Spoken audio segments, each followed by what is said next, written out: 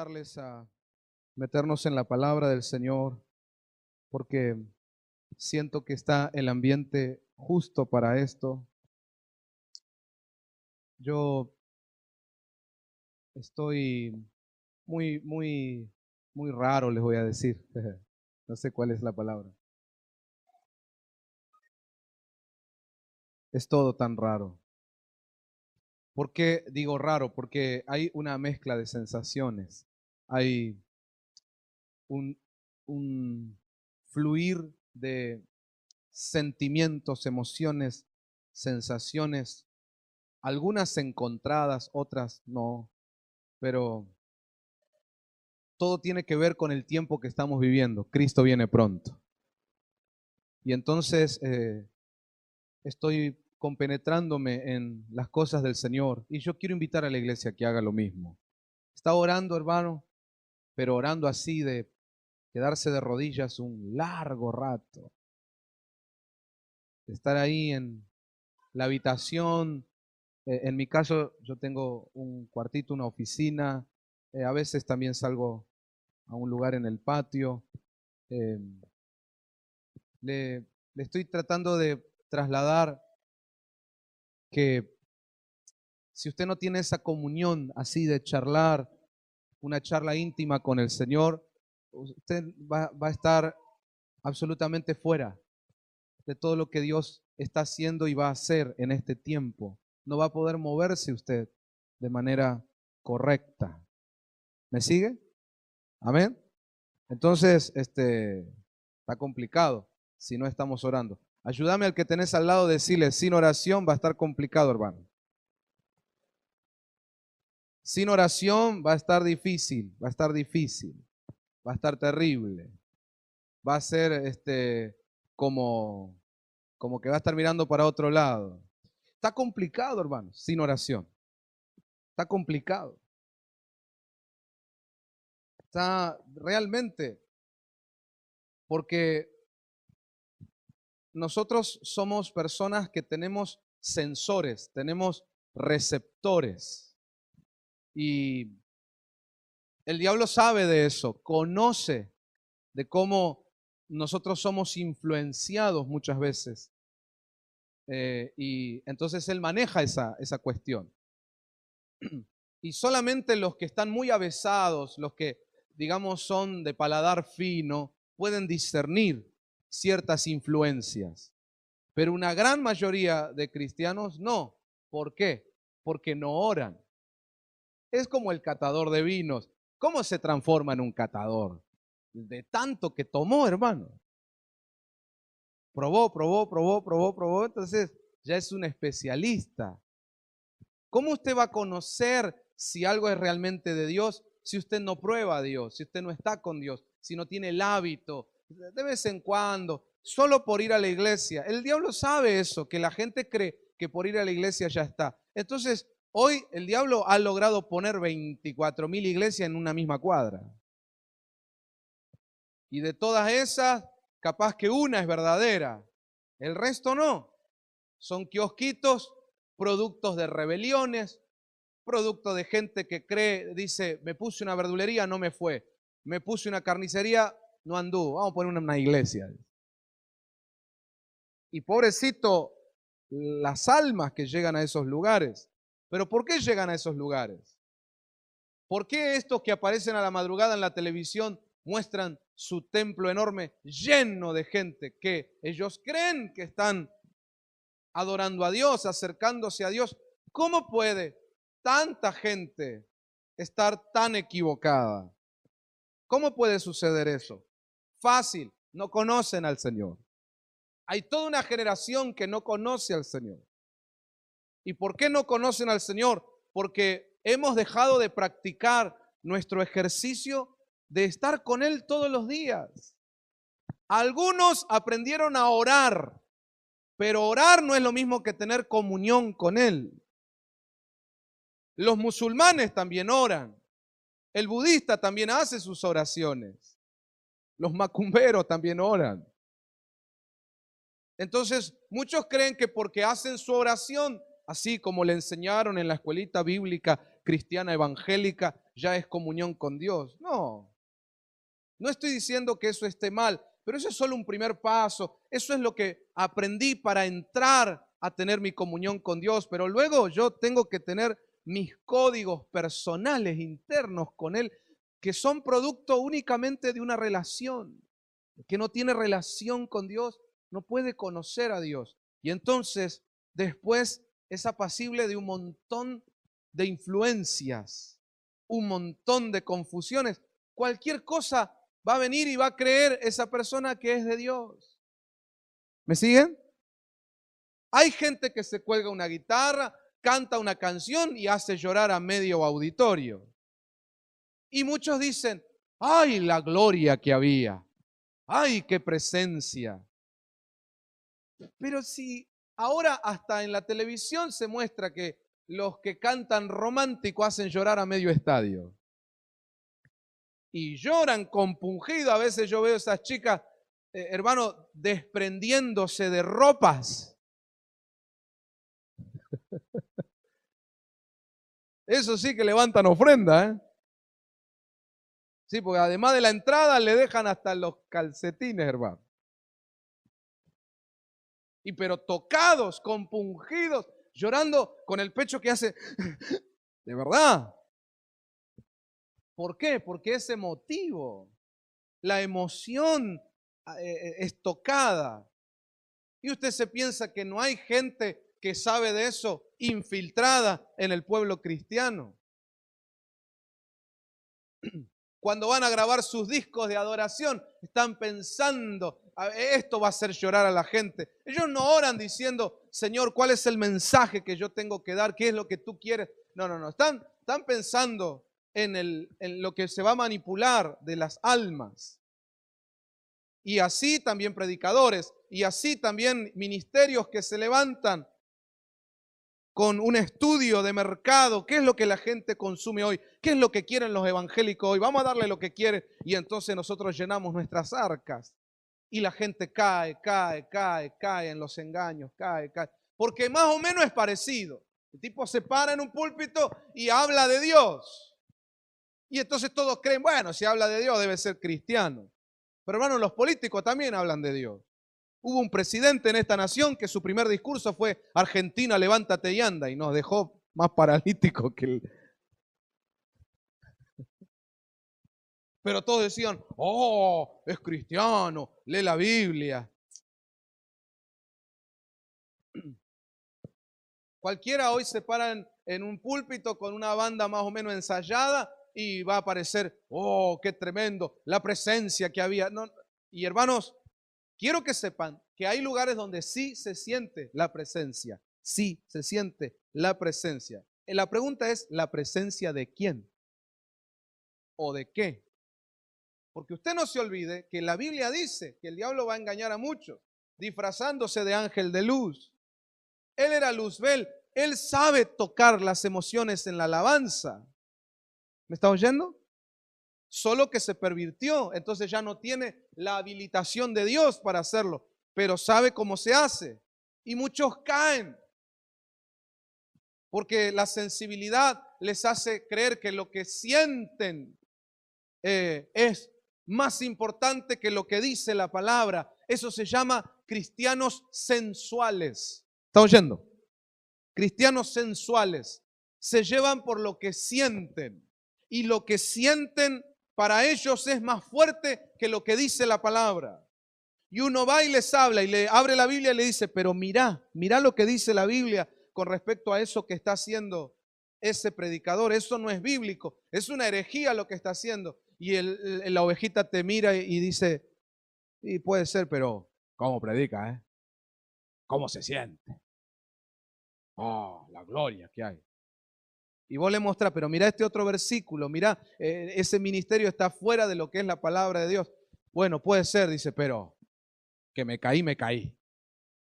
Algo me tocó. Sí, algo te tocó, date cuenta, algo. Mire, hermano, mire. Daniel se puso a ayunar 21 días. ¿Cuántos días? Dicen las personas que saben que cuando vos querés crear un hábito, en un perro, por ejemplo, se tarda 16 días. 16 días, hacer una misma cosa todos los días a la misma hora, vas a crearle un hábito a un perro. Un ser humano, dicen, tarda 21 días. Interesante entonces que Daniel se pone a orar y a ayunar 21 días. Tal vez algunos de nosotros que no tenemos el hábito de orar y ayunar, tal vez podríamos meternos en eso, 21 días. De todas maneras, si usted nunca ayunó, al día y medio va a estar con la cabeza que le explota, hermano. Entonces debería pedir ayuda médica y consejo, ver cómo hacerlo. Pero yo lo que les digo, hermano, que la iglesia tiene que empezar a ayunar. ¿Está oyendo lo que digo? Y mal no nos va a venir que ahora viene el veranito. Vamos a estar bien también en cuanto al cuerpo. Pero el ayuno es un ejercicio espiritual de total renuncia a todo con tal de buscar a Dios. Y en eso se metió Daniel y estaba orando y buscando una respuesta de Dios. ¿Dicen amén? ¿Cuántos quieren respuestas de Dios? Bueno, hay que buscarlas. No, ahí manda un WhatsApp al pastor. Ahí no está la respuesta de Dios. La gente que a veces manda mensajes, yo les contesto, nos vemos en el culto y hablamos. Y ni al culto viene. Ah, entonces no estás tan necesitado como me querés hacer pensar. Me haces perder tiempo. Yo a veces estoy más preocupado por el matrimonio de las personas que las propias involucradas. Qué triste eso, hermano, pero es una realidad de hoy. ¿Usted quiere respuestas de Dios? No está en Google, no está en un mensajito. Lo llamo al pastor y que me dé un consejo express. No, tiene que arrodillarse, ayunar y orar, como Daniel. Y él se puso a clamar a Dios.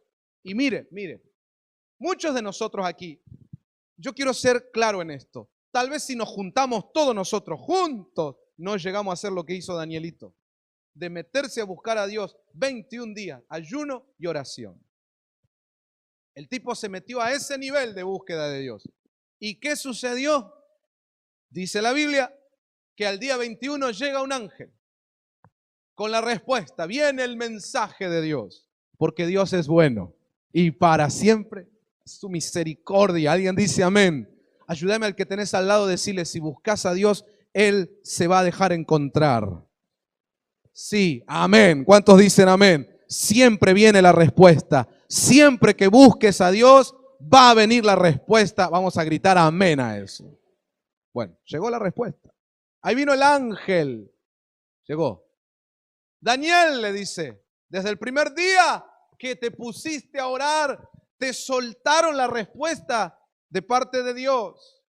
Pero hubo oposición en las regiones celestes.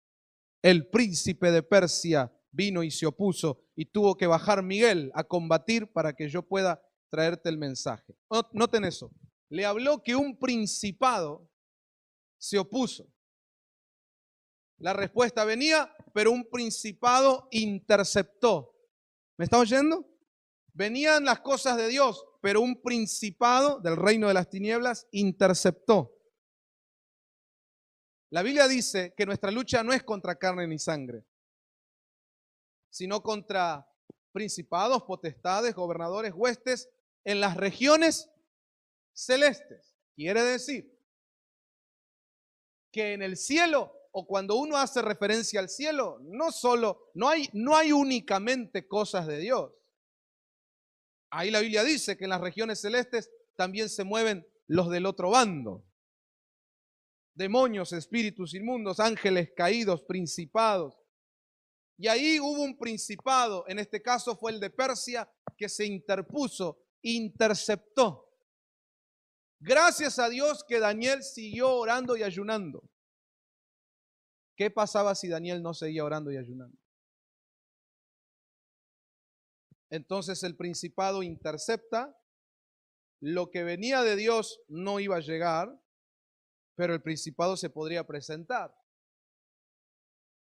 traer un supuesto mensaje, una supuesta respuesta de Dios, pero no es de Dios. Pastor, ¿qué está diciendo? Lo que está escuchando, así, claro. Que si pasó con Daniel, si pasó en el Antiguo Testamento, pasa en el Nuevo Testamento también. Un día Jesús giró, lo miró a Pedro y le dijo, apártate de mí, Satanás. Reprendió a Satanás, que en ese momento se manifestó en las palabras de Pedro. Trato de decirle que si nosotros no somos gente como Daniel, que ora, que ayuna, que busca a Dios de corazón, no podemos ser catadores. Se puede interceptar un montón de cosas que Dios tenía para nosotros y en cambio vienen cosas engañosas. Nosotros pensando que es de Dios y resulta que estamos recibiendo influencia de otro lado. Pastor, pero eso es serio. Claro, eso es lo que trato de explicarles. Que esto es serio, que esto es peligroso. Que usted mismo puede haberse ufanado y vanagloriado de años donde yo sentía la unción, donde yo me caía y hacía como animal o hacía tal forma bueno, pero y después fuiste por la palabra y realmente confirmaste que era de Dios.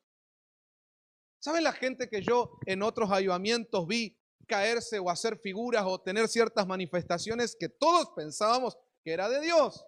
Pero después los frutos mostraron que no era de Dios. Y la Biblia dice, por sus frutos los conoceréis. El tema es que hasta que veamos los frutos, ya se te instaló el otro. Entonces hay algo más rápido para saber de qué se trata antes de esperar a ver los frutos. ¿Y qué es? Discernimiento espiritual. ¿Me está oyendo? Pero eso la iglesia no lo puede tener. Olvídate de discernimiento espiritual si no podés orar ni 20 minutos. Discernimiento espiritual es llegar a tener el olfato de Dios en ti. Wow. Entonces, estando en una sociedad que va a ser toda engañada, hermanos, todo el mundo va a ser engañado, aún el pueblo del Señor. Estoy hablando de Israel. Creerá que ese personaje que se va a levantar como un líder mundial es el Mesías. Serán engañados hasta que después se van a dar cuenta. Mucha gente del pueblo de Dios, me refiero a iglesia hoy, cristiandad de hoy, está siendo engañada por un líder religioso mundial. La Biblia en Apocalipsis 13, en Apocalipsis 17, habla que así va a ser. Tesalonicenses dice apostasía generalizada. ¿Cómo puede ser una apostasía generalizada? Una de las maneras es que los referentes más grandes, los que arrastran más cantidad de gente, sean los engañados y ellos a su vez hagan caer en el engaño a todos los demás. Imagínate, si el principado de Persia lograba engañar a Daniel, todo Israel se iba a quedar sin la profecía. El libro de Daniel no se iba a poder escribir. ¿Me están entendiendo lo que digo? Lo que iba a venir para Daniel era una revelación profética impresionante, con decirles que Daniel se compara a Apocalipsis. El diablo sabía eso y entonces quiso interceptar. Amados hermanos, Satanás sabe lo que va a venir al verdadero pueblo de Dios. Un mover de Dios sin precedente en toda la historia. Pero entonces va a querer interceptar. Y si nosotros no estamos pegados al corazón de Dios, pegados, podremos llegar a ser engañados, confundidos. Porque hermanos, si hasta los predicadores más connotados, si hasta los ministerios referentes están cayendo como moscas, que el Señor nos ayude, que el Señor nos guarde, que Dios tenga misericordia de nosotros, pero nosotros también tenemos que hacer algo, y es buscar al Señor, buscar a Dios, buscar a Dios, buscar a Dios, pegarnos a su corazón. ¿Cuántos dicen amén? De eso quiero hablarles hoy, de la gente que se pega a su corazón. Y si hoy, actualmente, decides pegarte al corazón de Dios, ¿qué es lo que vas a sentir? Vas a sentir lo que Él siente. Y hay algo que nadie quiere compartir con Dios. Porque todos queremos compartir su unción, compartir sus bendiciones, pero hay algo que nadie quiere compartir de Dios. Nadie quiere cargar en sus hombros. Y es la aflicción de Dios. El pesar de Dios. Vuelvo a preguntar, ¿cuántos quieren estar pegaditos al corazón de Dios, dígame amén. Bueno, eso es sentir lo que Él siente. Pero hay gente que no le gusta para nada llevar pesar. A veces algún problemita que surge con algunas cuentas de la casa y ya está mal y no, es que a mí no me gustan estas cosas. No le gusta llevar pesar. Hay gente que no le gusta sufrir. Por eso el evangelio comercial dice, pare de sufrir. Pero la Biblia dice que a través del sufrimiento el Señor Jesucristo fue formado como ese varón perfecto para Dios. Entonces se da cuenta que el evangelio comercial y moderno te saca de lo que el evangelio verdadero del Señor trata de trasladarnos. Yo quiero pegarme al corazón de Dios. Los cristianos modernos van a decir, ay, sí, amén, porque es tan dulce, porque es tan lindo, porque hay tanto gozo. Sí, pero también hay pesar, y hay tristeza, hay dolor. Permítanme mostrarle por la Biblia. Vamos a ir a la palabra de Dios. Este es el título o la idea del mensaje de hoy. El título va a ser más acotado. Pero piensen esto. Los que lloran por los pecados de la iglesia disfrutarán del gozo más pleno. ¿Se anima a decirlo conmigo? Los que lloran por los pecados de la iglesia disfrutarán del gozo más pleno. Y yo digo amén a eso. Ah, pero para eso hay que pegarse al Señor, pegarse corazón con corazón y sentir lo que Él siente. Hermanos, el Señor está sintiendo dolor, siente pesar por cómo está su pueblo, por las cosas que pasan entre nosotros, en nuestros corazones, lo que pasa en tu matrimonio, las decisiones que vos tomás. Después de haber escuchado tanta palabra, hay cosas que nosotros hacemos y le trae tristeza al corazón de Dios. Pero más terrible que eso es que nosotros, tanto ministros como la iglesia entera, viendo que hay pecado en la iglesia, viendo que hay un montón de cosas que se tienen que cambiar y restaurar, no nos importe, nos da lo mismo. Yo tengo un pato. Ahora termina el culto, voy a casa, estoy pensando de qué vamos a cenar hoy. Tengo una semana terrible, ahí estoy metido en mis cositas. Y le paso por al lado a los pecados, a las aberraciones, a los dolores en la iglesia y no me interesa. Esa gente que hoy no está llorando no disfrutará del gozo pleno del Señor. Quiero mostrarles por la Biblia. Miren Génesis capítulo 6, versos 5 y verso 6. Dice, vio Jehová que la maldad de los hombres era mucha en la tierra y que todo designio de los pensamientos del corazón de ellos era de continuo solamente el mal. Bueno, eso está pasando hoy otra vez. Como empezó, termina. Ayer aprendimos, ¿verdad? Lo que sucede, ya sucedió. Esa misma condición del mundo en la época de Noé, la misma condición de hoy. Y entonces el verso 6 dice, léalo conmigo, ¿cómo dice? Y se arrepintió Jehová de haber hecho al hombre en la tierra y le dolió en su corazón. Los que hoy anden payaseando, disfrutando del paganismo dentro de la iglesia y me vengan a decir, yo estoy cerquita del corazón de Dios, son unos maleducados, como mínimo, sinvergüenzas, payaseando y haciendo alarde del pecado dentro de la iglesia, mientras Dios está como en aquella época de Noé, con su corazón dolido, porque Él fue el que pensó en nosotros en la cruz del Calvario. Todo lo que padeció en esa cruz y todo lo que padeció al ir al infierno, al llevar todos los pecados, tiene que valer la pena. Y todo eso que Él hizo solo da como producto cristianos que caen 2 gotas y ya no se congregan, cristianos que hacen lo que se les antoja, que no acatan la palabra, que no oran, que no ayunan, no buscan de Dios. Ah, pero para los placeres del mundo salen corriendo. ¿Cómo se sentirá Dios? ¿Qué piensa usted?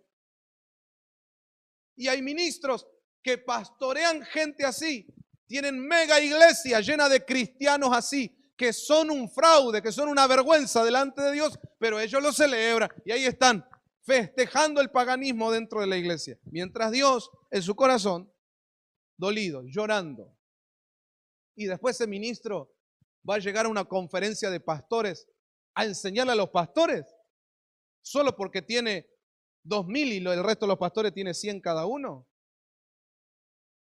Ellos nos van a trasladar la sabiduría si ni siquiera están sintiendo lo que Dios siente.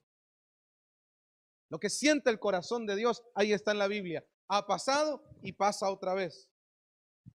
El corazón de Dios se dolió. Esa palabra en el original hebreo, dolió, es atzab.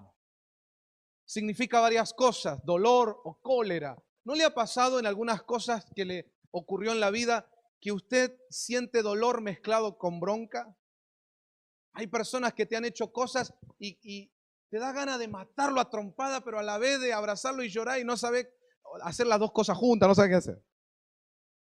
Porque es eso, es atzab, es dolor o cólera, dañar, doler, enojar, entristecer, herir. Y mire, las palabras hebreas tienen mucha riqueza. Y mire lo que es una de las acepciones de esta palabra. Cortar hasta el corazón. ¿Ha sentido eso alguna vez por los pecados de la iglesia? ¿Compartió este pesar de Dios? Largarse a llorar mientras ora porque usted ve cómo están los hermanos, cómo algunos con los cuales venimos enseñando, instruyendo, a la primera de cambio abandonan por amar más al mundo. Se indigna usted, le agarra una mezcla de dolor y bronca con los que hacen cualquier cosa en la casa del Señor, los que salen a predicar prédicas comerciales, pero están contaminando a las ovejas, y usted los ve ahí en la televisión con el salón lleno de gente. No le agarra indignación. Si no le pasa eso, usted no está pegadito al corazón de Dios, porque esto es lo que Dios está sintiendo hoy. Dolor hasta el corazón, como si se lo cortaran con un cuchillo. Sigamos, miren, hay personas en la Biblia que fueron capaces de compartir el pesar con Dios, de sentir la misma tristeza de Dios. Uno de ellos fue el salmista David. Salmo 119, versículo 158, dice en la versión Torres Amat: los veía prevaricar y me consumía de dolor al ver que no hacían caso de tus palabras. Necesitamos que se levante gente así. A veces en la iglesia vemos que se está haciendo cualquiera y no, ¿y qué le voy a decir? Pero le dijiste algo y no, yo no le digo, no sé, que le diga el pastor. David no era así. David dice, me dolía, me consumía el dolor ver que no hacen caso a tus palabras. Mire cómo dice la versión NBI, miro a esos renegados y me dan náuseas porque no cumplen tus palabras. ¿Cómo nos hace falta ministros así, cristianos así? Porque entre nosotros a veces se levantan esos renegados, traidores, tercos, que no obedecen a la palabra de Dios y le hacen daño a la iglesia, pero ahí los demás siguen haciéndose el amiguito. Bueno, se fue de la iglesia, pero seguimos siendo amigos. Nos seguimos mandando besitos por Facebook. David no era así. Y hay una necesidad tremenda de gente así. David dice, esos renegados me dan náuseas. La Biblia de las Américas dice, veo a los pérfidos. Pérfido significa terco, obstinado. Y me repugnan porque no guardan tu palabra. A eso me refiero hoy. Pegaditos al corazón de Dios, pues entonces vamos a sentir lo que Él siente, ese dolor, esa repugnación, esa mezcla de bronca y tristeza, porque no puede ser que permitamos el pecado, que lo toleremos, que hasta nos ufanemos de que nuestra iglesia es mente abierta, somos remodernos. No puede ser, le costó la vida a mi hijo, dice el Señor. Derramó su sangre. No puede ser. Les quiero mostrar otros ejemplos de gente que se puso con el corazón de Dios. Este es otro salmo de David. Dice el capítulo 139, verso 21, en la versión Biblia al día: ¿acaso no aborrezco, Señor, a los que te odian y no abomino a los que te rechazan? Necesitamos gente así. Tenemos demasiados pastores que quieren quedar bien con los políticos corruptos. Demasiados cristianos que le quieren caer simpático al mundo. Pero David era tajante, David marcaba su posición, si te gusta bien y si no también. Necesitamos gente que se la juegue por el Señor. Hermanos, si en el mundo hay gente que se la juega por el pecado. En la versión Reina Valera dice: no odio, oh Jehová, a los que te aborrecen, y me enardezco contra tus enemigos. Otro ejemplo, otra persona en la Biblia que también compartía el pesar de Dios, esa mezcla de tristeza, indignación, era el profeta Amós. Amós compartió el dolor de Dios por un pueblo descarriado que holgazaneaba en la comodidad. Ahí en el capítulo 6, verso 1 y hasta el 6 puede leer, y vamos a encontrar que Amós clamó contra los reposados en Sión. Ahí está el pueblo a punto de recibir un juicio. Y ahí están tirados en la cama, ¿cómo le dicen? ¿Cama paraguaya o? No sé ya cómo le dicen. Hamaca paraguaya. Ahí está. Disfrutando de su vida superficial y banal. Y el profeta Amós dice: reposados en Sión, que no se afligen por el quebrantamiento de José. Les quiero mostrar otro caso bíblico de una persona que compartía el pesar del Señor. Este es Nehemías.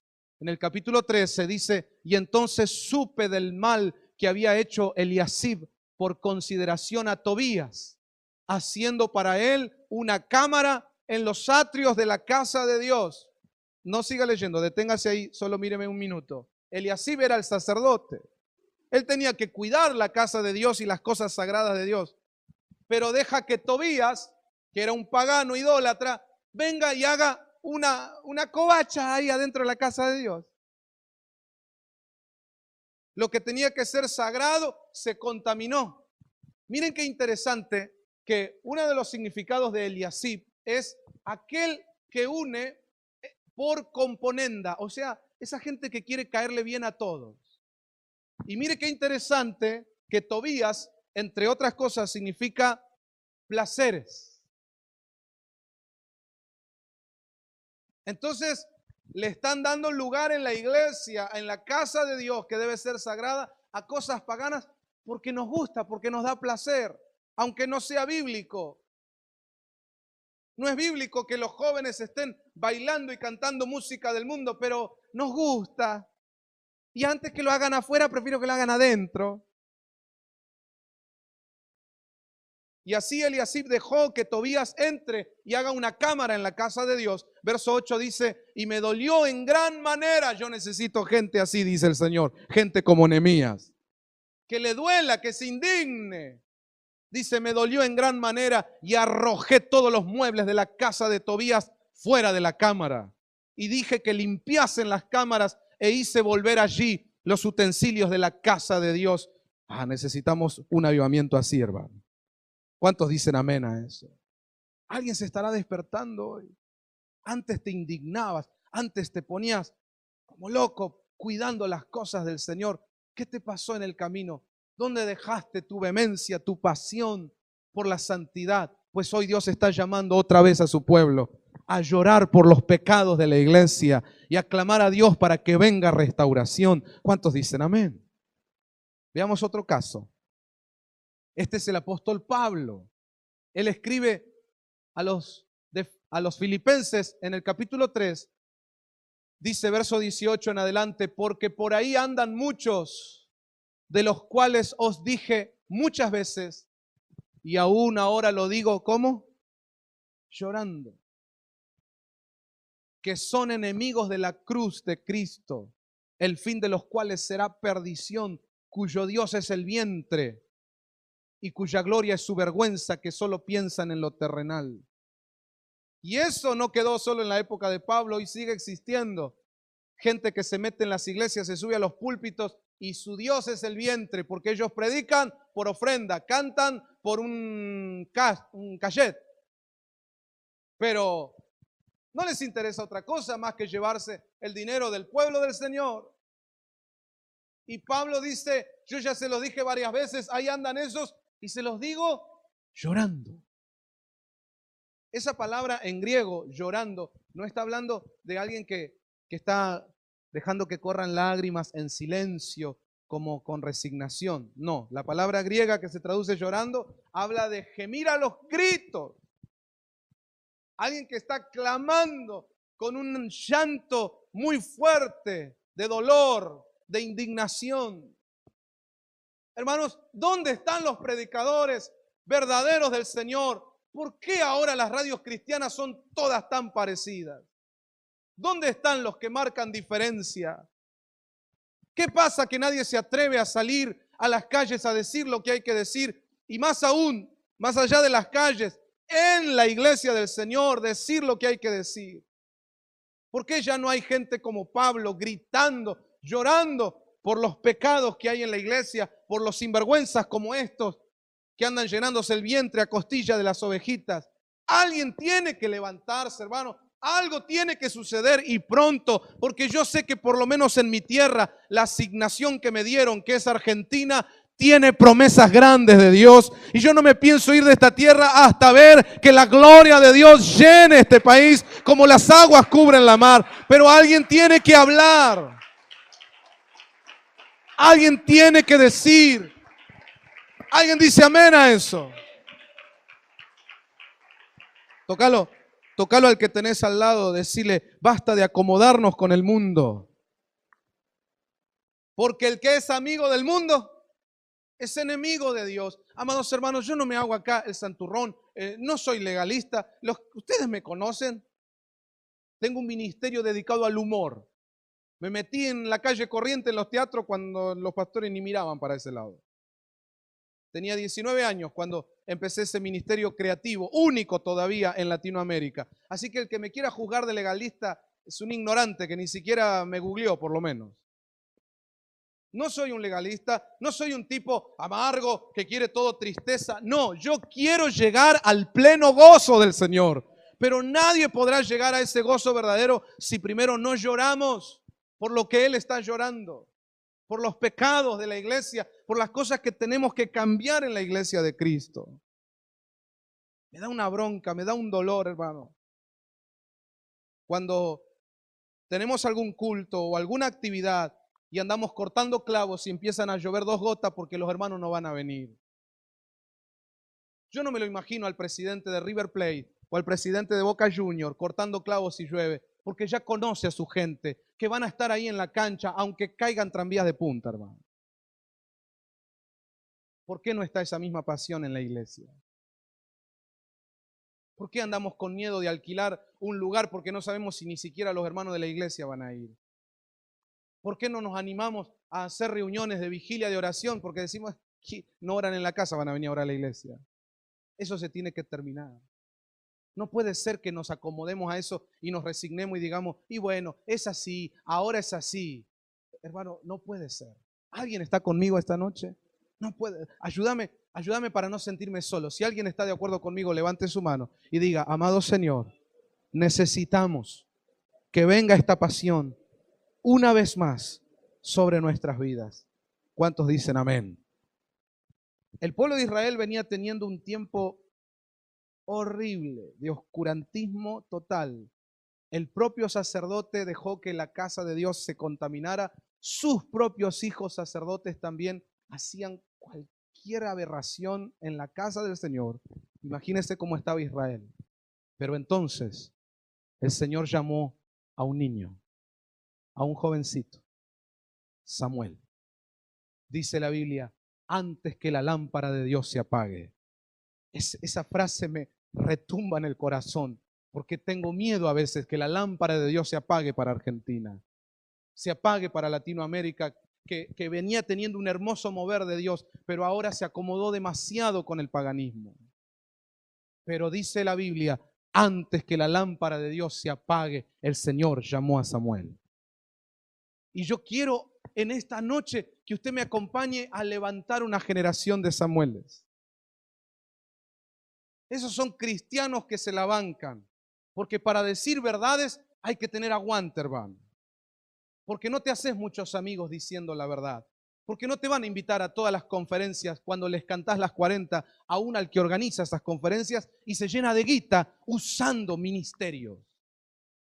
No te vas a ganar la simpatía del pueblo cuando los confrontás con el pecado, pero sí vamos a estar así con el corazón de Dios. Necesitamos esos valientes. Y Samuel fue uno de ellos. Yo quiero mostrarle un poco cómo era el momento aquel en la época de Samuel. Mire lo que Dios decía del sacerdote que oficiaba en la época de Samuel. Ese sacerdote se llamaba Elí. Mire lo que dice. Primera de Samuel, capítulo 2, verso 29 en adelante. ¿Por qué pisoteáis mi sacrificio y mi ofrenda? Y le dice el Señor al sacerdote, le dice, y honras a tus hijos más que a mí. Wow. ¿Sabe? Me impacta esto porque yo escucho a muchos cristianos decir hoy, no, a mí me toquen cualquier cosa, pero no me toquen mis hijos.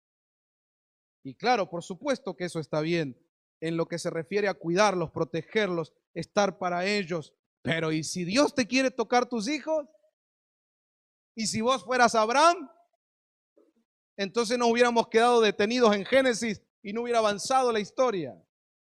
Dijo el Señor Jesús que el que quiera seguir al Señor debe amarlo más a Él que a toda su parentela, que a toda la familia, que a todos los demás. La Biblia nos enseña que los verdaderos cristianos entendemos el concepto de la entrega. Eso implica entregar aún mi familia.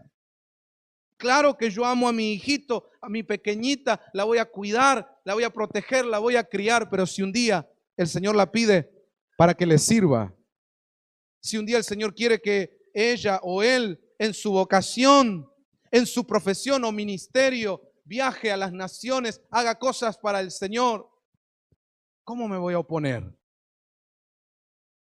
Y más aún, si mis hijos hacen cosas que a Dios no le agrada, yo debo corregirlos, debo encaminarlos por la verdadera senda, pero el sacerdote no hacía eso. Y entonces el Señor le dice, vos honrás más a tus hijos que a mí.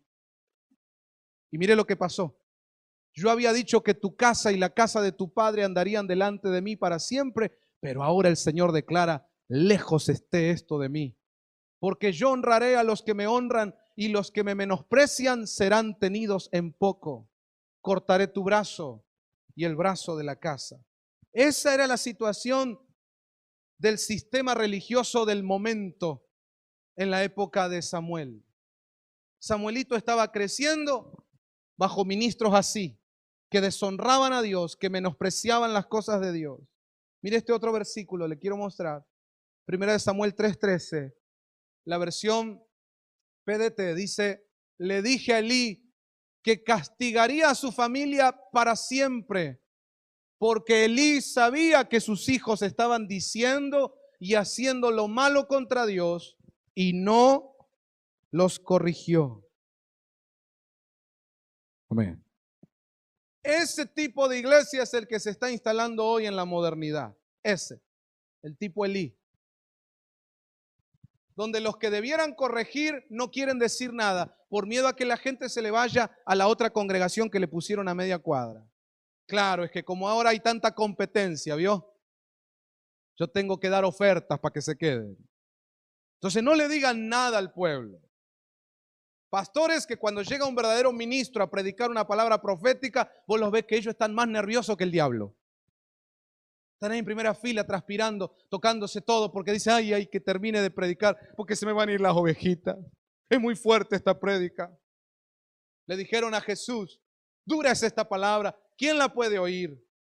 No, no le digamos así a las ovejas porque se me van las ovejas y después ¿quién paga las cuentas? Si no hay ovejitas, no podemos sostener la obra, no me puedo sostener yo, voy a tener que, no sé, agarrar un remis. Pero ¿cómo? ¿No es el Señor el que te llamó? ¿No es el Señor el que te sostiene? No, pero mejor no, por eso yo no digo nada. Yo las amo a las ovejitas, yo soy pastor. Pero el hecho de ser pastor te responsabiliza aún más de corregir a tus hijos, los físicos y los espirituales. ¿Cuántos dicen amén? No le digamos nada, porque si le decimos, se va a ofender y se va a ir y ya no va a querer traer el teclado y tocar con nosotros. Pero me importa tres chauchas, canto con la guitarra, canto con una pandereta con el hermano. Pero por tener un teclado voy a acceder a los caprichos de una oveja psicópata que no quiere hacerle caso a la palabra de Dios. David decía, me repugnan, me dan náuseas los que no hacen caso a tu palabra, pero nosotros no, nosotros los dejamos. ¿Por qué? No, porque ellos son una familia grande, se me va el esposo, se va a ir la esposa, los hijos, son como 15, se me va media iglesia. Y tienen miedo de decir la verdad. Le dijo el Señor a Elí, vos sabías que tus hijos decían y hacían lo malo y no los corregías. ¿Por qué no los corregía? A ver, pensemos, ¿por qué no los corregía? Una de las cosas malas que hacían los hijos de Elí era que tomaban, la gente del pueblo venía con las ofrendas de sacrificios para el Señor, pero ellos se las sacaban, la carne, la mejor, se la sacaban, que esa era para Dios, y se la llevaban para ellos. Pero en eso que se llevaban eso para ellos, pasaban por al lado del padre y decía, papá, ¿te comés un asadito hoy con nosotros? Y le empezó a gustar. Como muchos ministros hoy que les encanta que los sirvan. Les encanta llegar y que los atiendan como si fuera que llegó, no sé, algún famoso. Se empezaron a acostumbrar con los placeres de esa forma de vida religiosa donde me sirven cuando yo fui llamado a servir. Y de repente entonces estoy en un nivel de vida que no quiero bajar. No, yo les llego a empezar a decir a la verdad a la gente, se me va a ir la iglesia y yo tengo una tarjeta de muchos pesos por mes. Elí le dice, sabías que estaba mal y no lo corregía. Entonces tuvo que venir un cambio. Levante su mano, diga conmigo, este es tiempo de un cambio. Yo le voy a pedir a la casa MCN que ahora profetice conmigo, que ministre conmigo. ¿Tiene su mano ahí en alto? Diga, en el nombre de Jesús, bajo la unción del Espíritu Santo, habilitados por Dios, apostólicamente, proféticamente, evangelísticamente, pastoralmente, magistralmente, estamos soltando a través de la palabra un nuevo tiempo, un cambio. En el nombre de Jesús van a resurgir, se van a despertar, se van a levantar los Samueles del tercer milenio en el nombre de Jesús. ¿Cuántos los celebran con aplausos de victoria en el nombre de Jesús? Amén. Amén. Amén. Entonces se levantó Samuel. Mire, quiero mostrarle una de las cosas tremendas que empezó a hacer Samuel, muchachito todavía, pero ya había sido llamado por Dios.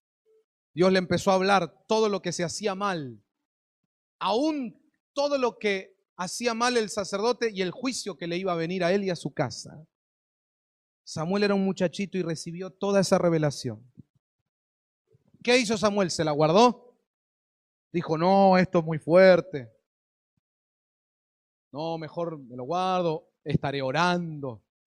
No, ¿qué hizo Samuel? Léalo conmigo, ¿qué dice ahí? 1 Samuel 3:18. Y Samuel se lo manifestó todo sin encubrirle nada.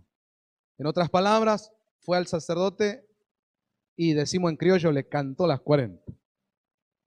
Se paró en el púlpito y no dijo un mensaje con media verdad. Declaró todo. Los predicadores que se suben a un púlpito y solo dicen medias verdades son como Elí. Y eso se terminó. Para el mundo van a seguir. Para el sistema del anticristo ellos van a seguir. Ellos le vienen re bien al anticristo. Pero en el reino de Dios, el tiempo Elí se acabó. Y ahora es el tiempo de Samuel. En el nombre de Jesús. Una de las características de Samuel es que dice todo y no esconde las cosas. Amén. Levante su mano y diga: Señor, quiero recibir ese espíritu. Llévese este espíritu a su casa. A tus hijos decile todo. No les escondas nada. Háblale la verdad a tus hijos adolescentes. Decile por qué el Señor nos enseña a guardar virginidad hasta el matrimonio. No tengas vergüenza. No tengas miedo. No digas: no, mi hijo me va a hacer, qué hambre. Decile toda la verdad. No les encubras nada. Nada. Habla con tu esposo, con tu esposa. Hablen en la familia. Hablen la palabra de Dios. ¿Tenés familiares? ¿Tenés amigos, seres queridos? Deciles la verdad. Que Cristo viene pronto. Y que esa forma de cristiandad que ellos desarrollan no los va a preparar para la venida del Señor. Decíselo con amor, con unos mates de por medio, abrazalos, ora por ellos, como quieras, pero decíselos. Decilo. No lo encubras. Decilo. No te lo guardes. Decilo. Basta de pensar: ay no, pero ahora viene la Navidad y todos me miran raro si yo hablo en contra de la Navidad. ¿Tanto miedo tenés? Y entonces, si empieza una persecución, si no te animás a dejar un gorro rojo para no caerle mal a los parientes, ¿qué vas a enfrentar una persecución? Hermano, por Dios, vamos, el Evangelio es para valientes. El Evangelio es levantarse y decir: no, basta de pecado. Y si vas a hablarle a tu familia y a denunciar el pecado, y vos sos también parte del pecado, hacelo con sinceridad. Decirle: familia, y todo esto que les dije va acompañado de lo siguiente: quiero ser el primero en pedirles perdón. Perdón porque papá también dice cosas o hace cosas que están mal, pero a partir de hoy vamos a cambiar. Los pastores de esta casa y los que nos lleguen a recibir este mensaje, no cambies tu mensaje. Sé ese profeta de Dios que Dios determinó que seas. Y quiero decirte que no estás solo. Y que si hay congregaciones o gente, pueblo, ovejas que te rechazan, no te rechazan a ti. Rechazan al que te puso allí. No están atacándote a ti, están atacando a la autoridad de Dios a través de ti. Quiero decirte en el nombre de Jesús que este es el tiempo que te levantes con más fuerza que nunca. Y aunque te queden 3 ovejitas, Dios se encargará de sostener tu ministerio. Porque es preferible tenerlo a Dios de tu lado que tener una mega iglesia y que Dios esté a 200 kilómetros de tu ministerio. Quiero decirte que Dios está esperando que te la juegues. Y cuando te la juegues, Dios mostrará su mano poderosa sobre ti. ¿Cuántos celebran eso en el nombre de Jesús? ¡Aleluya!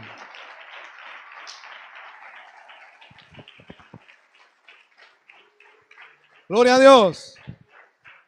Levante sus manos, por favor, iglesia. Pidámosle al Señor: Señor, quiero ser esa generación de Samueles. Ore conmigo: quiero ser esa compañía de profetas del tipo Samuel. Que mis prédicas, mis oraciones, mi liderazgo, mi pastorado, mis canciones, Señor, que nuestras actividades, todo lo que hacemos pueda ser parte del movimiento Samuel. Los profetas que en esta tierra dicen la verdad, que no se callan, aunque te dejen solo, aunque te digan: preferimos un mentor, nos gusta aquel otro que habla más simpático. Dice el Señor: no te desechan a ti, me desechan a mí. Quiero decirte, iglesia, si tienes un pastor que te dice la verdad, Si estás al lado de un ministro que viene con palabra de Dios verdadera y completa, no lo deseches. No lo deseches, porque estarás desechando a Dios. No huyas, no te escondas, no te comportes mal con un Samuel, porque Dios protege a los Samueles, porque los Samueles son parte de su reserva final. Los Samueles son los provocadores de un cambio en una nación. Los Samueles van a traer otra historia.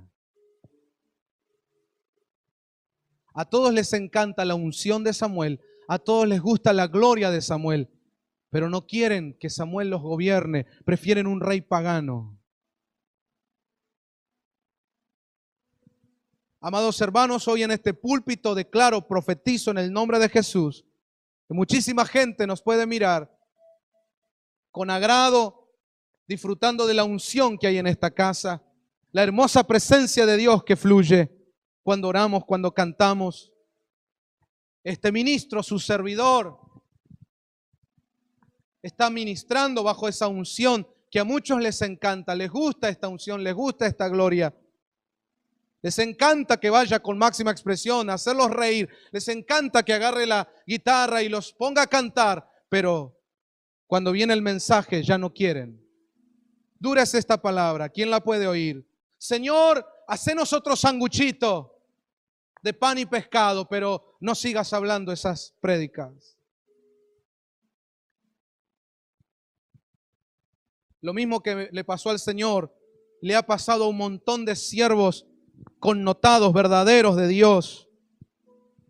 Es lo mismo que está pasando en esta casa, salvando las distancias. Y todos los que quieran ser ministros de Dios bajo esta unción y esta cobertura, sabrán que aquí la determinación es ser como Samuel, los que van a decir toda la verdad. Eso muchas veces no te pondrá en un lugar muy popular, pero sí te pegará al corazón de Dios. ¿Hay valientes aquí dispuestos? ¿Hay obreros aquí dispuestos? Mi padre espiritual era un hombre que tenía esta frase, haciendo referencia a Juan el Bautista cuando le habló a Herodes, el rey, y le dijo, no te es lícito tener la mujer de tu hermano, y le costó la cabeza. Mi padre espiritual tenía esta frase en referencia a eso, decía, un profeta tiene que decir lo que tiene que decir. Y es preferible decir la verdad de Dios y andar sin cabeza que tener el cuerpo entero y andar mintiéndole a la gente. Yo quiero soltar esa unción hoy aquí. Para los valientes, para los que se animan a pegarse al corazón de Dios. Pero antes de soltar esa unción, quiero mostrarles por la palabra. Si usted puede abrir sus ojitos, quiero que vea que así vivimos los ministros tipo Samuel. Así, como dice 2 Corintios 6:10. Como entristecidos, mas siempre gozosos. Como pobres, mas enriqueciendo a muchos. Como no teniendo nada, mas poseyéndolo todo. Amén, amén, amén, amén, amén, amén. Sí, Señor. Gloria a Dios. Aleluya. Gloria a Dios.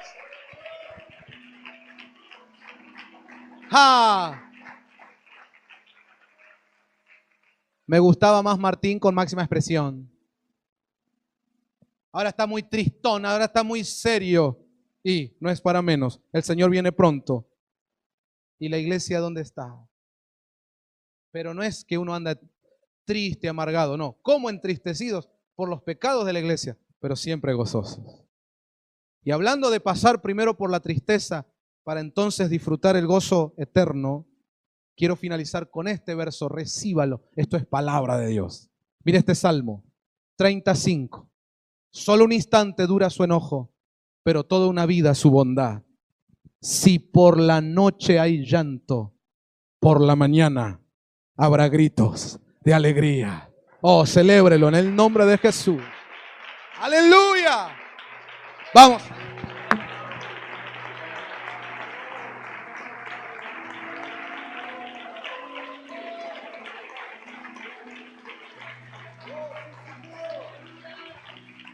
Aleluya. Gloria a Dios. Amén. Entonces, una frase que anda por ahí en el mundo tiene cierta verdad, que dice, el que ría lo último, ríe mejor. Pero hoy es tiempo de llorar, de clamar a Dios, porque no podemos tolerar ese pecado.